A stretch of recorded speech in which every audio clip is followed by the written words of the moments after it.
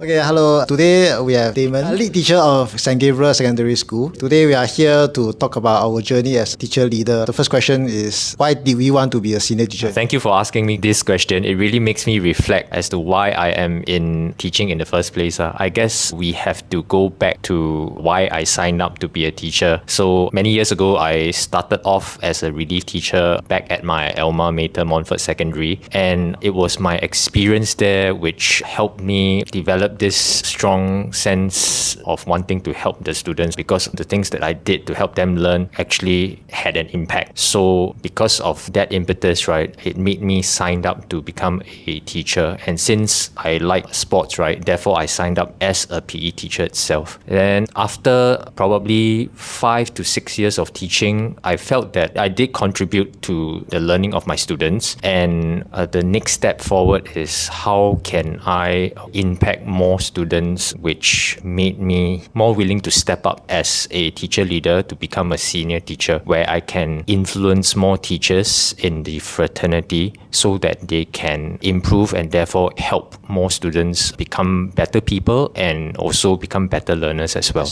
When you share your stories, right, I actually remember why I became a teacher in the first place also. So during my university time, I did not want to be a teacher. That was not in my mind at all. But then because I needed some allowance, so I worked as a part-time gym instructor. When I was a gym instructor, I noticed the gym goers, they are not trying their best. They just go there hoping by exercising they will lose weight. But when I look at them, I thought if they push harder, carry heavier weights, or they believe in themselves more, maybe they will see some results. So I decided to go to every member and try to motivate them. I tried to tell them, you can achieve anything you want if you believe in yourself. And then I started to realize, actually, it's quite fun. And the members will ask me when is my working schedule, because they want to be motivated. So that was when I realized, actually, if more people are to motivate students, then maybe students will want to work harder. So when I became a teacher, I continued this belief that teachers should motivate students, should help students to believe in themselves. And I help my students do quite well in their CCAs and in sports and in studies also. And when after a few years, when younger teachers joined teaching and they saw how I do it, they also follow. And that was when I started to realize it's quite fulfilling to do what you believe in. And then when other teachers saw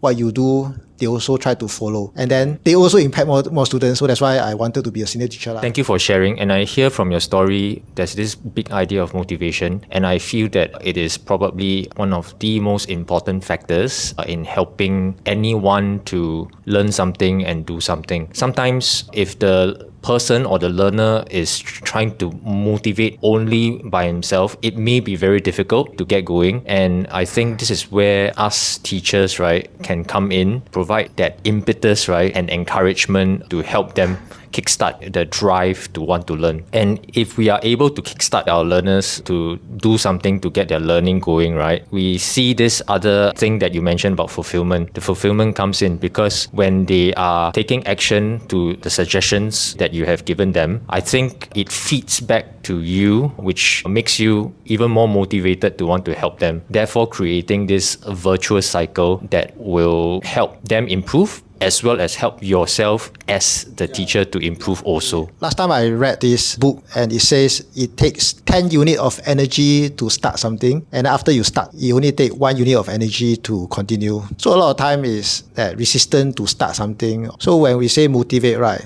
sometimes we just need to give that student that extra 10 unit of energy to start something. Like for example, in a CCA, instead of once a week training, get them to start twice a week training. It may seem like a lot to the students, but once they start, they continue, and then it's only 1 unit of energy, and then they see results. And then when they see result, like you say, the virtual cycle, right, it gives you that motivation that, wow, I'm seeing result, I'm motivating somebody, I'm impacting life, that it motivates you to want to do even more. So likewise, when we are teacher leader, when we mentor teachers, right, teachers also need 10 units of energy to start something. For example, they want to try using this helping routine in their classroom, but they're worried about class being messy. Sometimes we come in and then we help them, we encourage them, we allow them to fail, and then we give them this 10 unit of energy to start this helping routine. Then when they see some improvement, we praise them, we affirm them, then they will continue to do it, and then it becomes easier and easier, then all they need is just that 1 unit of energy to continue that, and they will definitely see results.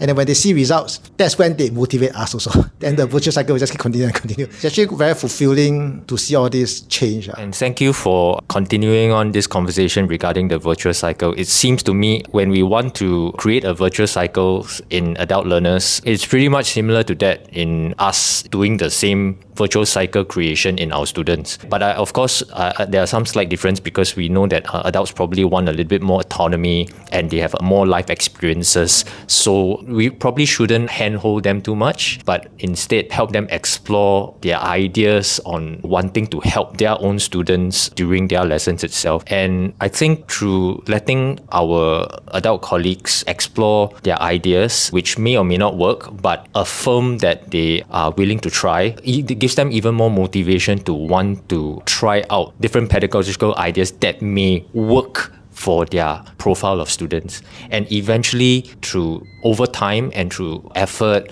and resilience and conscientiousness, they will find a way to improve themselves so that they can improve the learning capabilities of their own student profile. And it goes back to, again, my belief as a teacher when I signed up in the first place that I want to impact the lives of my students to see them become better people and better learners. And if I can help my colleague to influence their own students, right, there are more students out there in Singapore that are becoming better. I think throughout the conversation, it feels like being a teacher leader is very motivating and it's very positive experience, but I'm sure you have a lot of challenges also. So for me, challenges is, I think I handhold too much last time. So when I first started, I use the same way I teach students. When I face students, I will just tell them what to do and they will do it because they are obedient. But when I do it with teachers, I start to realize it's not so simple. Because when we have so many years of experience, why should I listen to you? Because I have positive experience before and negative experience before, and that's why I do the way I do now. So I realized that when we want to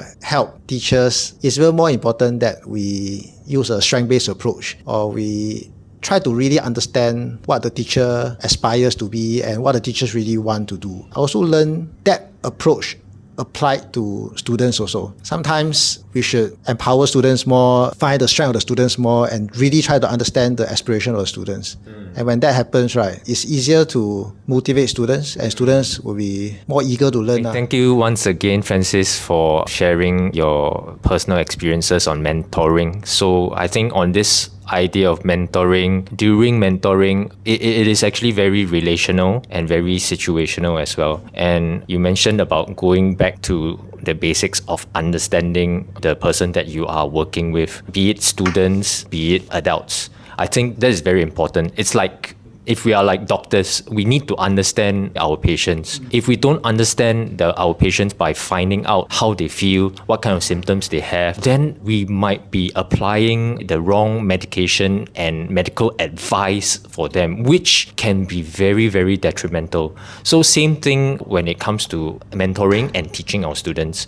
We have to first understand the profile of our person that we are working with, be it an adult or student, as well as the kind of situation that they are in. Then from there on, we can probably use the necessary tricks in our bags, like providing autonomy, providing just simple encouragement, and also maybe the pedagogical ideas that we have to help them improve. Because once we understand them and the situation that they're facing, they will be more open to our ideas and suggestions also. And I think from there on, right, they will be more willing to work with us.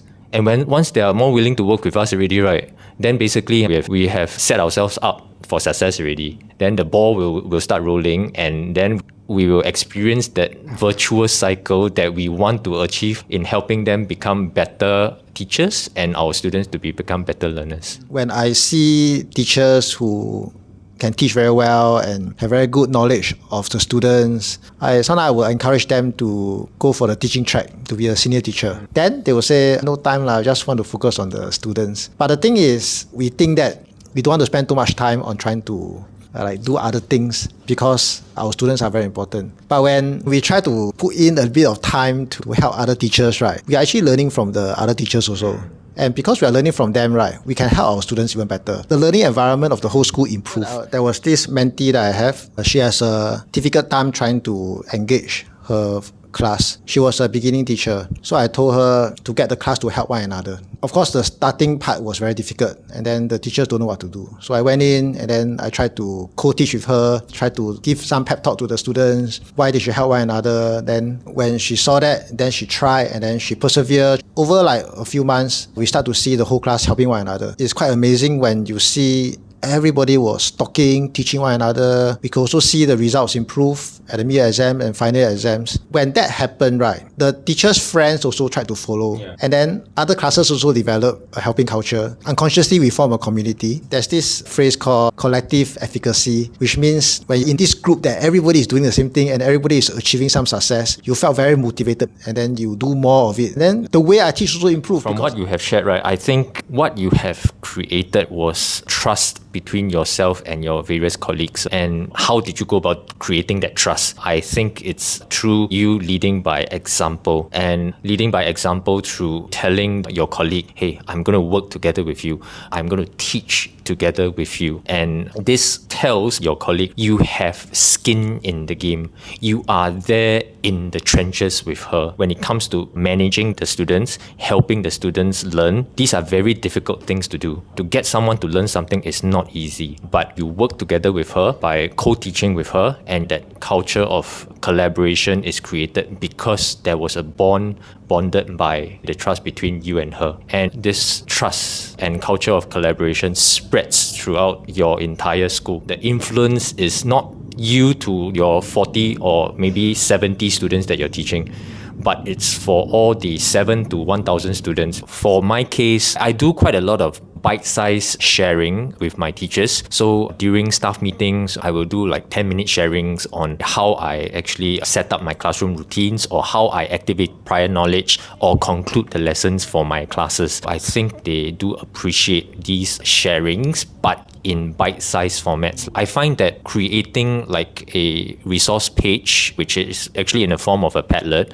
to plonk in relevant pedagogical readings or my personal reflections on how I have conducted my CCE lessons. I've also kickstarted the idea of open classroom in my school, with the idea that teachers can learn from one another through observing one another's lessons.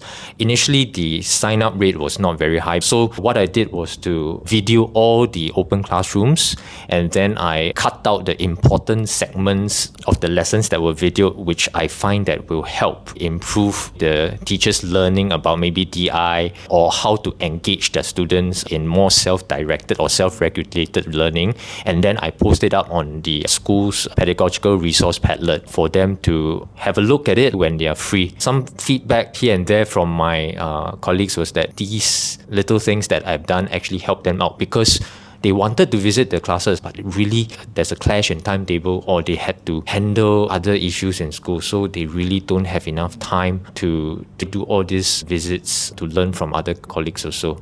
When it comes to mentoring, so far my only opportunities for mentoring are for the beginning teachers. What I have done for them is that I meet up with them once a term, and every term I'll invite my colleagues to share on a particular theme. It might be, for example, term 1 is assessment, term 2 is on how to handle difficult students, term 3 how to handle difficult parents, and then term 4 is on DI. So in each of the sessions, I get colleagues to share. Then after the sharing, we have a discussion to talk about what they have learned and how they might want to use what they have learned to put it into their own classroom practices. So this is how I mentor all the PTs in my school, in addition to the one-to-one mentoring, which I also have as well. So these are some of my examples which I try to influence colleagues in my school to become better pedagogical practitioners. When we are in schools, sometimes we don't really have time to read, and then when we read, we need to find the right books, the right article to read, and then we still need to make sense out of it. I think we all want to learn, we all want to become better teachers. It's just that it's not easy to take out one day to go for a workshop, or even after that, we still need to make sense of all the things we learn from workshop. That's why it's very important that sometimes there's always people around us to help us, to guide us, to share what they do, send a short little 1 minute or 2 minute video clip. I think it really helped the whole school. Okay, thank you for today's conversation. We'll talk more about it. Thank you.